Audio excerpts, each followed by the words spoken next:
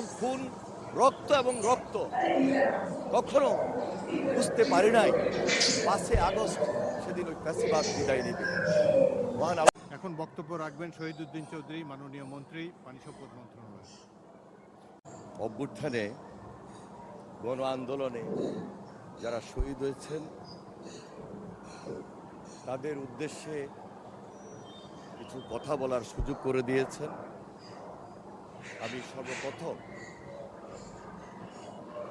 বিগত আন্দোলন সংগ্রামে যারা শহীদ হয়েছেন, বিশেষ করে গুম খুনের শিকার হয়েছেন এবং সর্বশেষ জুলাই আন্দোলনে যারা শহীদ হয়েছেন তাদের আত্মার মাগফিরাত কামনা করছি এবং তাদের পরিবারের প্রতি সমবেদনা জ্ঞাপন করছি। আমাদের প্রিয় নেত্রী, দেশনেত্রী বেগম খালেদা জিয়া,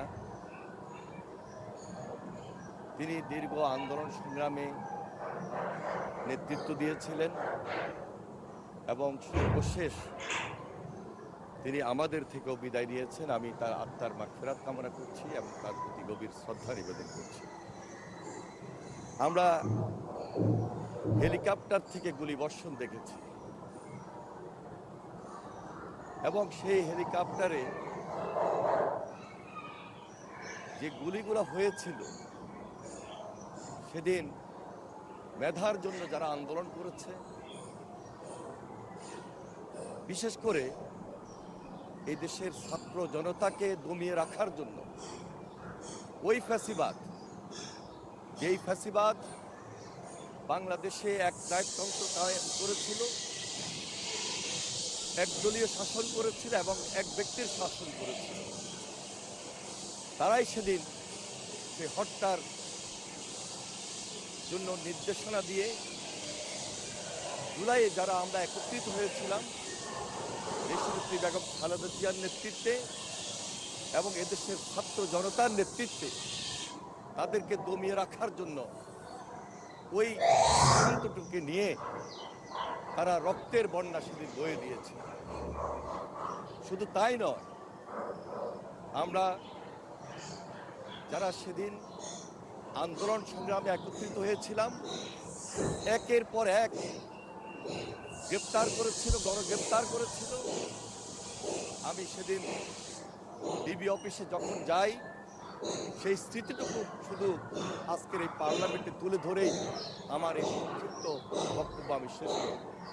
কারণ স্পিকার, ডিবি অফিসে যখন যাই 25 জুলাই আমাদের সিনিয়র অনেক নেতৃবৃন্দ ডিবি অফিসে চোখ বাঁধা অবস্থায় ছিলেন। উপর্যুপরি তাদের উপর অত্যাচার হয়েছিল, নির্যাতন হয়েছে। আমরা একত্রিত হয়ে প্রতিবাদ করি। এই প্রতিবাদ করা অবস্থায় আজকের সরকার দলীয় অনেক সদস্য তো ছিলেনই, আমাদের অনেক ছাত্রনেতাও ছিলেন এবং বিরোধী দলীয় যারা এখানে কথা বলেছেন তারাও সেদিন এক রুমে একভাবে আমরা আবদ্ধ অবস্থায়, নির্যাতিত অবস্থায় ছিলাম। আমরা যখন উপর্যুপরি ওই ডিবি অফিসে শুনছিলাম যে হত্যা এবং হত্যা হচ্ছে, খুন এবং খুন, রক্ত এবং রক্ত, কখনো বুঝতে পারি নাই 5 আগস্ট সেদিন ওই ফ্যাসিবাদ বিদায় নিবে। মহান আল্লাহ তাআলার হুকুম, 5 তারিখে 5 আগস্ট আমরা যখন দেখলাম ফ্যাসিস্ট বিদায় নিয়েছে,